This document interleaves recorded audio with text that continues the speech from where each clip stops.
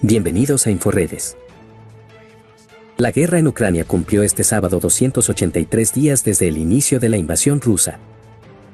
Varias embajadas de Ucrania en el extranjero han recibido paquetes sangrientos que contienen ojos de animales, según ha asegurado un portavoz del Ministerio de Exteriores.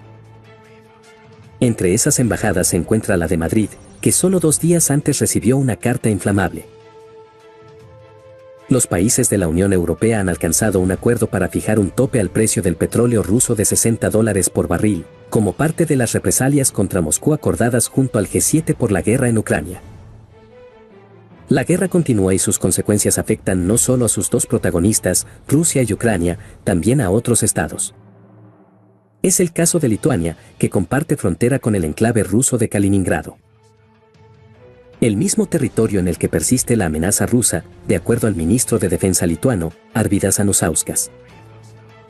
Según este, los militares han sido reemplazados y sigue habiendo armas nucleares. El titular de defensa en Lituania ha defendido que están viendo cómo la región de Kaliningrado se convierte en un portaaeronaves indestructible de Rusia en la región y ha aseverado que tiene sus capacidades, sus armas nucleares tácticas en el territorio colindante con Lituania.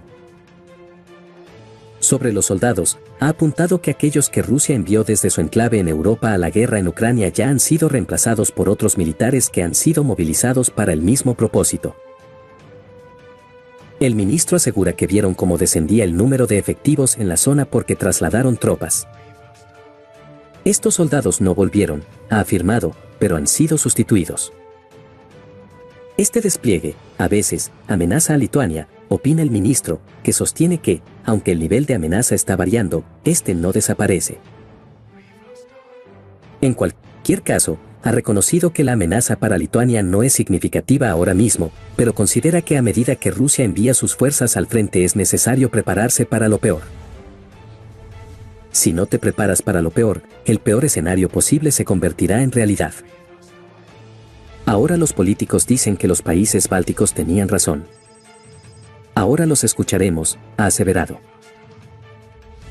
El enclave ruso de Kaliningrado no se trata de un enclave porque no limitan geográficamente, se encuentra entre Lituania y Polonia. Se trata de uno de los puntos estratégicos con los que cuenta el gobierno ruso en la geografía europea. Existen varios motivos, uno de ellos es que este posee el único puerto de mar en el Báltico que no se congela cuando llega el invierno y es allí donde se localiza una de las más importantes bases navales rusas. Desde que comenzó la guerra, Kaliningrado ha sido objeto de las sanciones que han impuesto desde Occidente a Rusia. Lituania prohibió que Moscú empleara su territorio para transportar algunas mercancías desde el enclave en cuestión hasta Rusia. Por su parte, Polonia comenzó la semana pasada a construir una valla de 210 kilómetros en su frontera con el Oblast ruso.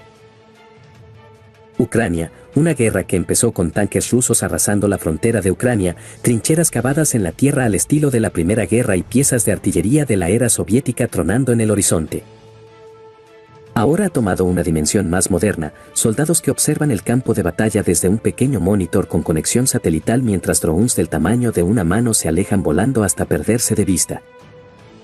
Con cientos de drones de reconocimiento y de ataque sobrevolando Ucrania todos los días.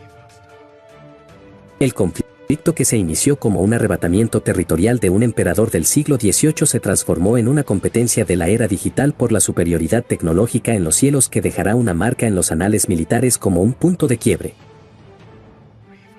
Hasta hace unos años, los drones eran usados básicamente por cada bando sobre un espacio aéreo no disputado para localizar y hacer blanco en objetivos enemigos, como las operaciones militares de Estados Unidos en Afganistán y Medio Oriente. Pero en la guerra entre Rusia y Ucrania los drones son parte integral de cada fase del combate, donde cada bando cuenta con enormes flotillas dotadas de defensas aéreas y sistemas de interferencia. Esta es una guerra que se libra a la distancia, el enemigo suele estar a kilómetros de distancia, y para zanjar esa distancia nada mejor que los drones, que les permiten a Rusia y Ucrania espiarse y atacarse sin tener que verse las caras.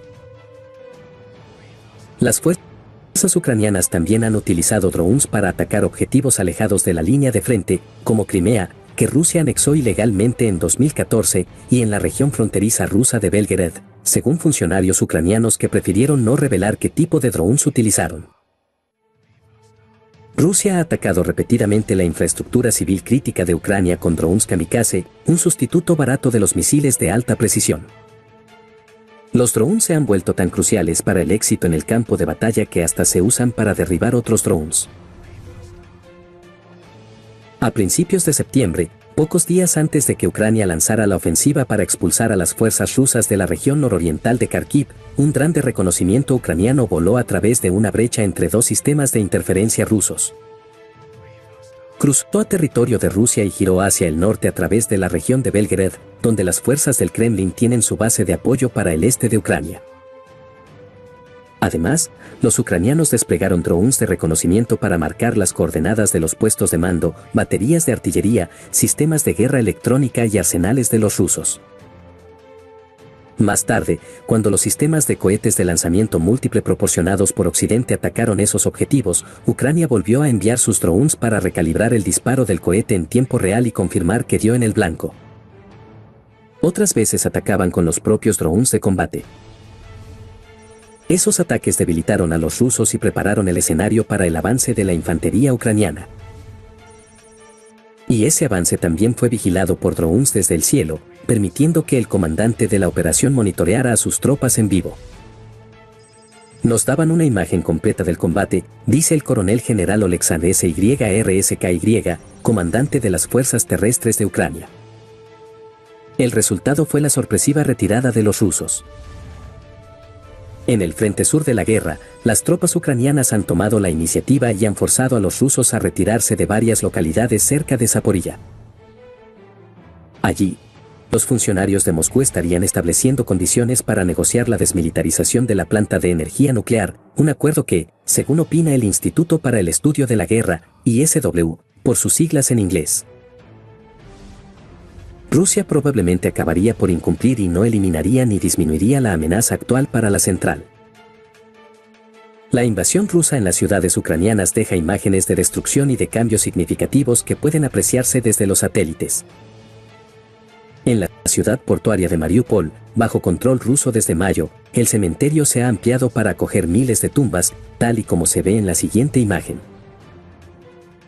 Además, el teatro bombardeado donde murieron muchos civiles ha sido blindado con un muro y el ejército ruso ha levantado también un enorme complejo militar al norte de la ciudad con un eslogan ruso en el techo.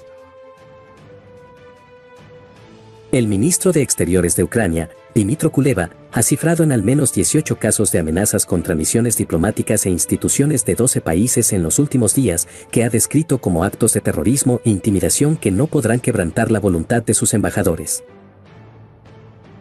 A día de hoy, hay 18 casos de amenazas en 12 países, un intento de atentado terrorista en España, paquetes con amenazas en forma de ojos arrancados de animales en Hungría, Países Bajos, Polonia, Croacia, Italia, Austria, República Checa, el Vaticano, Francia. Así como una carta sospechosa a Estados Unidos, ha hecho saber en un mensaje publicado en su cuenta de Telegram.